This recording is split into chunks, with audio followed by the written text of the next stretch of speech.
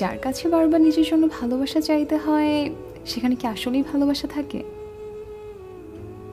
যার কাছে বারবার নিজের গুরুত্ব অভিমান ভরা কথা দিয়ে বোঝাতে হবে, তার কাছে কি আসলেই গুরুত্ব থাকে?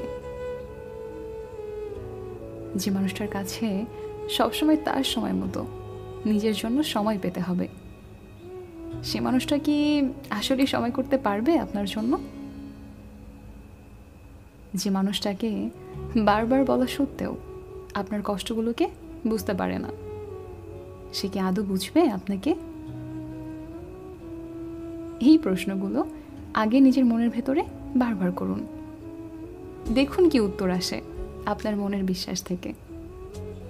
যদি উত্তরগুলো আপনার মনকে বারবার দুর্বল করে দেয়, তবে ওই মানুষটার প্রতি যতই দুর্বলতা থাকুক না কেন, নিজেকে সরিয়ে আনুন।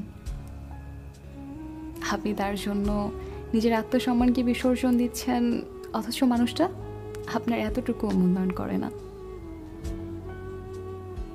ভালোবাসা মানুষের জন্য হয়তো সব কিছু কম্প্রোমাইজ করা যায়, তাই বলে নিজের আত্মসম্মানকে কম্প্রোমাইজ করার ফল কখনোই ভালো হয় না। মনে রাখবেন, কারো থেকে বারবার চেয়ে কিছুতে সাময়িক খুশি হওয়া যায়, কিন্তু মনের ভেতরের শান্তি পাওয়া যায় না।